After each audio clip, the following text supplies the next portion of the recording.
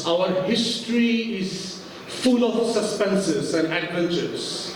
Yes, there are times that we fell back, we had difficulties, but it is inherent with our land and the people that we rise again like the phoenix, again and again. We keep ourselves moving, we dream of the things that no one else dreamt.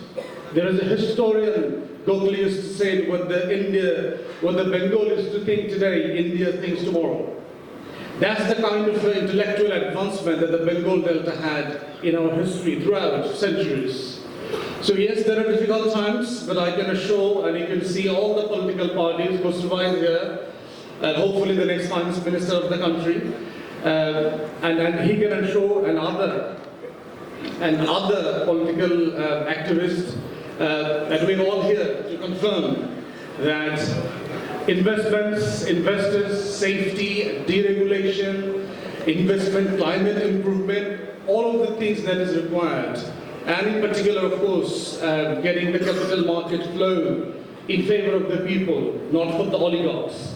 These are the things that, of course, we agreed to it, we have fought for it, we talked about it, and there is no going back things. So I thank the organizers, the host, for bringing our Japanese friends back into business, and we're here, we're going to fight for you as well on the streets.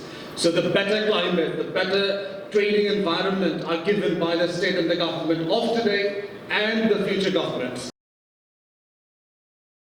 Bangladesh has already proven that you are effective and careful custodian of short-term working capital by way of microfinance, BRAC, Grameen Bank, those organizations did grassroots financing effort and helping small businesses.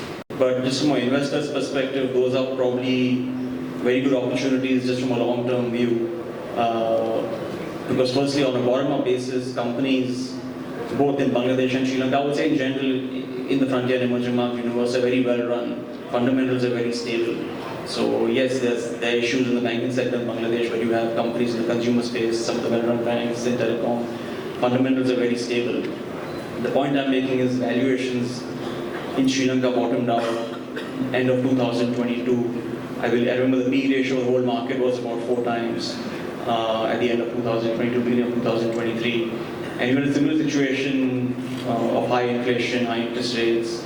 And of course, Sri Lanka had a really tougher time. In fact, they defaulted on their sovereign debt. Bangladesh has not defaulted on any kind of government or public debt.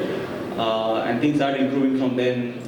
From, I would say, May of 2023, inflation came down quite significantly because interest rates were raised quite aggressively, similar to what is happening in Bangladesh now. Good morning, and to our Japanese friends who we are delighted to see in full force in the room. Ohayo gozaimasu and konnichiwa. So at the outset, let me congratulate and thank BRAC EPL for A, this very timely initiative, but B, as the chief guest in the previous session mentioned, for continuing the momentum, for following through what they have started last year, December, to present the resilient but also changing Bangladesh and its economic prospects to our partners, both home and abroad. So over the next 20 minutes, I'm going to share with you the big picture Bangladesh growth story. And building on these, the growth aspirations that Bangladesh holds as part of its direction forward from now, and the imperatives that Bangladesh must be addressing to attain this growth aspiration is what I discuss in the next section. Trade, investment and connectivity is going to be the most critical driver of Bangladesh's journey to the upper middle income. Many of you know that Bangladesh in 2015 has qualified, building again on its development journey, the private sector-led growth journey that was stimulated in the Selim Arif Hossain, former BRAC Bank MD, we all know him. He was the MD and CEO of BRAC Bank from 2015 to 25. He previously led IDLC Finance and held senior roles at ANZ Greenless and Standard Chartered. So we'd like to hear from him about the banking reform and the banking sector going forward, because we can see that the foreign investors have keen interest in the banking sector, and we believe that he is the best person to speak about the banking sector from the audience. Thank you. Thank you, Sahib. Assalamu alaikum and good afternoon, ladies and gentlemen. All of you know, of course, the banking sector is one of the biggest challenges that this country has. Importantly, it has been recognized, and there are multiple initiatives going on to fix all this. Very recently, I think it was just a couple of days ago, that one of the policy think tanks of the country produced an assessment of the last 365 days of this interim government.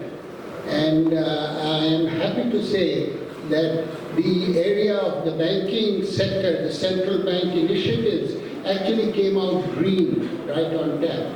So the fact that the banking sector has been stabilized to a great extent, of course there is enormous work to do, but those work streams are also in place. The fact that the overall macroeconomic environment has been stabilized in terms of the balance of trade, in terms of the stabilization of the foreign currency itself, in terms of the reserves, in terms of the allowing exchange rates to become market-based, which is a big change over the last many years. All that is a big, big positive. This summit is therefore more than just a platform for foreign capital. It is an open invitation for all investors from home and abroad to rediscover the possibilities that Bangladesh offers. I encourage you to make full advantage of all the sessions ahead, hear directly, and to hear directly from the horse's mouth, that is our policy makers, fund managers, and corporate champions and political leaders. broader services perspective, there is no better place to serve that market from Bangladesh in the entire South Asia. If you look at investment restrictiveness, I wanted to share with you, despite a lot of improvements that Bangladesh still needs, there are certain advantages that Bangladesh offers. If you look at OECD's regulatory restrictiveness index or measures for investors, I apologize for the very small, it's so many countries in that, but if you look at, you can see the middle, the blue bar, Bangladesh, it's actually, the restrictiveness is far below average of non-OECD countries and almost close to the advanced economies of OECD countries.